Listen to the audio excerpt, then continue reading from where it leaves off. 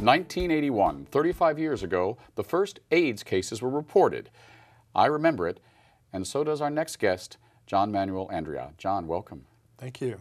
1981, I remember I was sitting on the steps of the Vermont Shakespeare Festival in Lake Champlain, and someone showed me a newspaper article and said, look at this. And it was, you know, sex and gay and blood and all this stuff. And I remember I had just come out of the closet. I was looking for a boyfriend, and I thought, well, this isn't really great timing. Do you remember that? Oh, absolutely. The summer of '81 is when I came out. I was 22 years old, and I was visiting Provincetown for the first time, and for the first time in my life, I felt normal. And that experience is what prompted me to accept, finally, the fact that I was gay. And the timing of it could not have been more ironic in some ways. Well, or the place. I mean, P-Town has a reputation for being, you know, one of the gayest spots on earth. And as a 22-year-old, I'm sure you weren't there for meditation. Well, not the first visit. I meditated more than I did in subsequent visits. Yeah.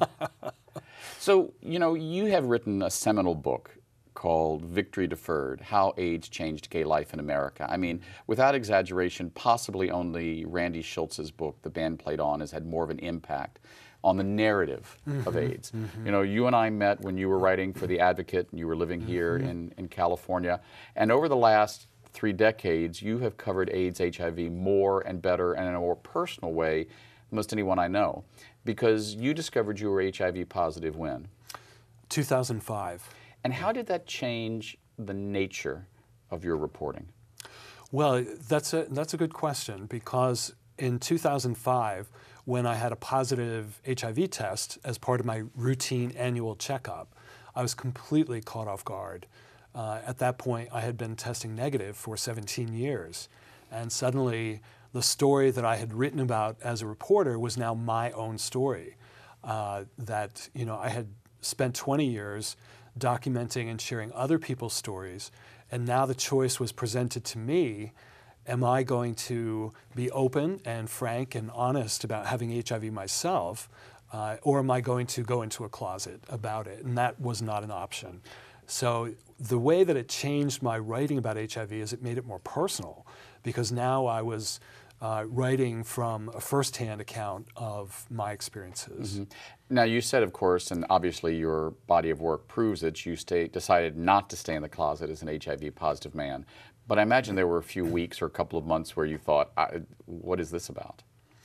Well, yeah, I mean, it completely changed how I think about myself. And I realized that for all those years, being HIV negative had really shaped how I viewed sex, how I viewed my future, how I viewed aging. I had been one who said, gosh, if someone gets infected at 47 years old, he must be kind of foolish. Suddenly, I'm 47 years old, I'm diagnosed, and I had to eat crow, you know. And it was a humbling experience, but I think probably one that I needed to have. And so, yeah, it changed a lot of things about how I think about things. You know, you and I are almost the same age, or within a couple years of each other. I have vivid memories of coming to San Francisco for the first time in the 80s and being able to find an apartment easy because there were so many men who were dead or dying, pictures of Kaposi's sarcoma on the windows at Cliffs. You couldn't be a gay man in your 20s in one of the urban areas, San Francisco, Los Angeles, New York, in the 80s without having it shape your entire life. So now you fast forward 35 years and I see these 22-year-olds on the street and I read about what they're doing and I hear about what they're doing. I won't say how it makes me feel, but how does it make you feel when you hear about a whole new generation who not only was not around when AIDS first came about, but have no concept of safe sex or the battles we fought? Yeah, I share those observations. It's a little jarring at times. Part of it, I think, is to do with aging. You know, that I'll be 58 years old in a month, and so my libido has maybe slowed down a little bit. Yeah, we cut a couple shows out a week. Yeah. So there's that. The other piece of it is that, from what I have found in speaking with younger people, they're interested in our experience, older gay men, our experience of how we have dealt with being different, how we have handled our difference, and that in terms of lessons and things that we can share from our experience with younger folks, this is the stuff that I'm calling the heroic legacy, of gay America. That the brave men and women who really stood up and risked everything for equality, for justice, for the right to be themselves.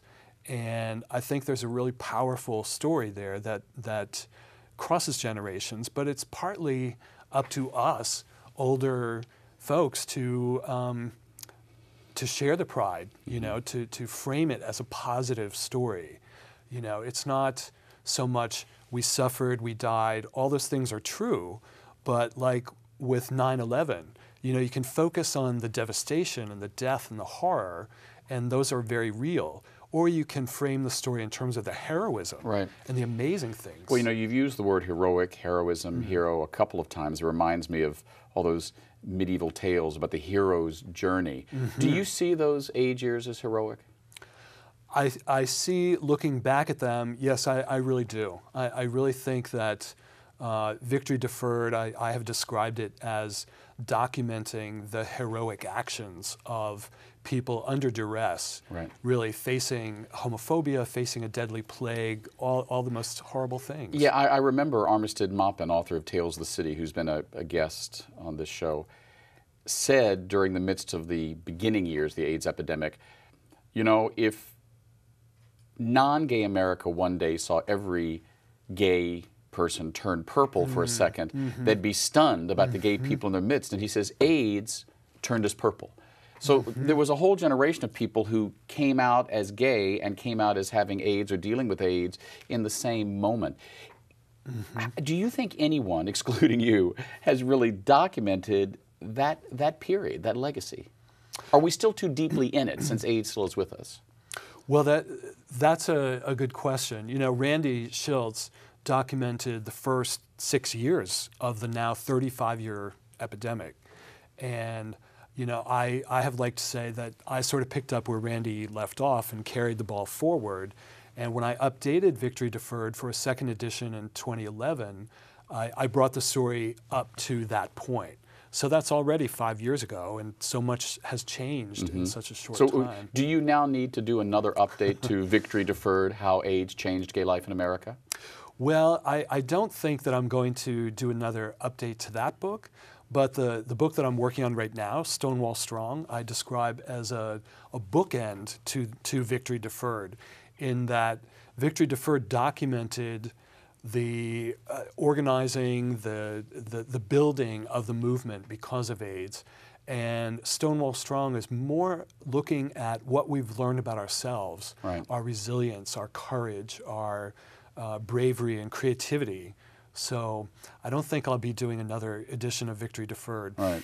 Do you think that we would have, quote unquote, marriage equality or presidential candidate, not let alone a sitting president being for same-sex marriage, or some of the many other things that have happened, without the fight and the battles we went through with AIDS, HIV?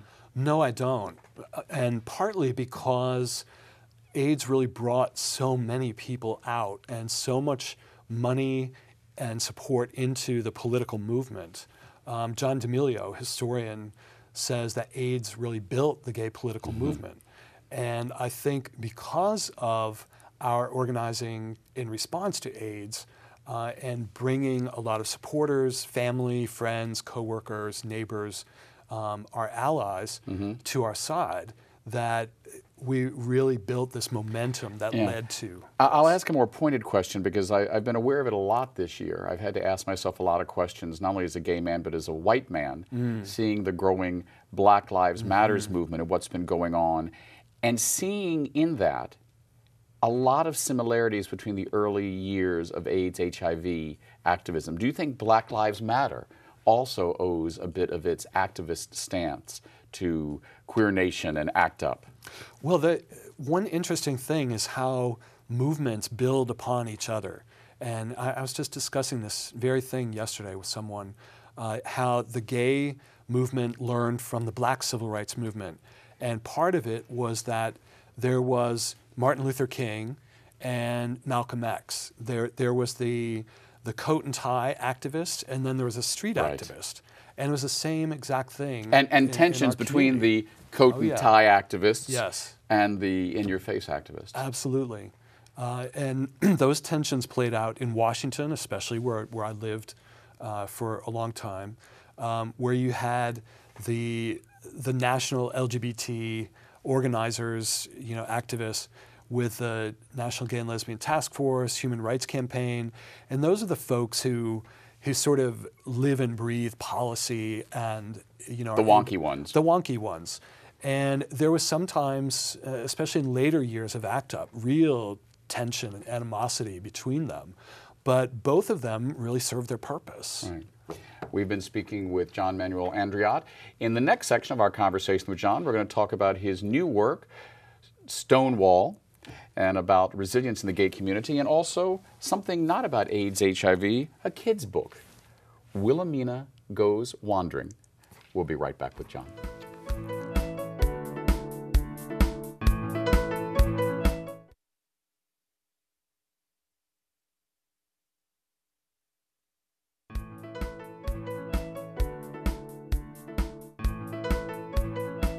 And welcome back. Our continuing conversation with author and journalist and my friend, John-Manuel Andriote.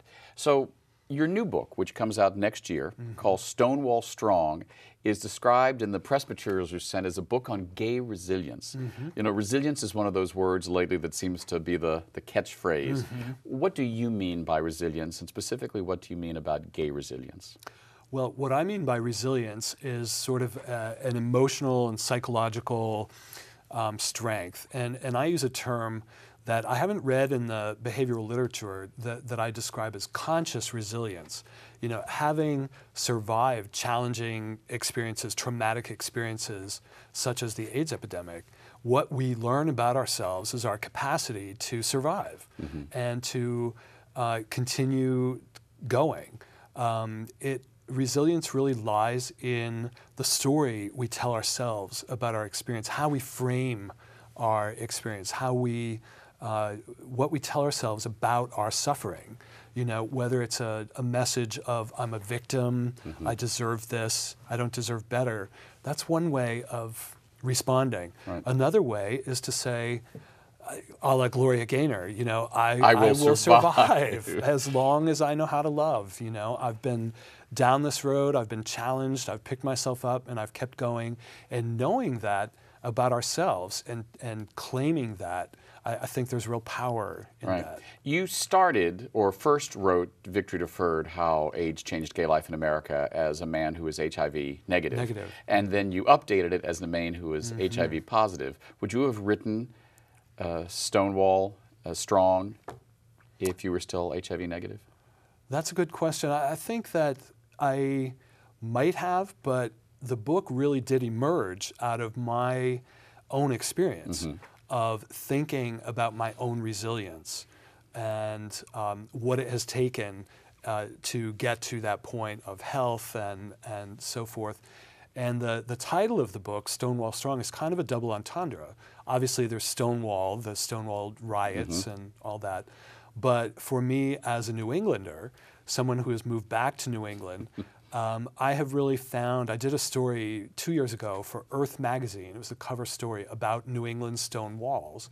And what I learned about the process of building those walls, the amount of labor it took and so forth, I really came to identify with that as these sort of tangible symbols of resilience and this toughness, the Yankee toughness. Right. And I'm inspired by that. So let me back up.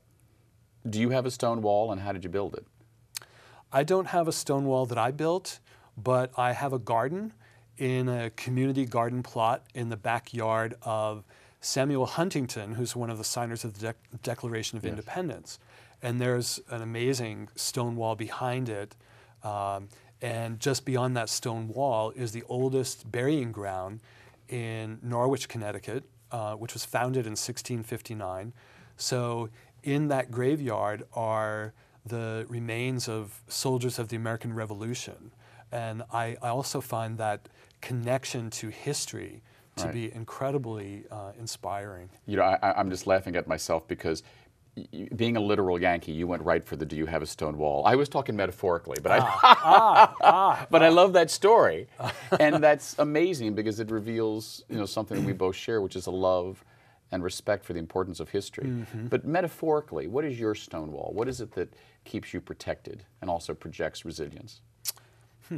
Well, I think that for me, what it is that I've had this strong belief in my calling in life, my vocation to be a writer, and to engage in the times in which I live.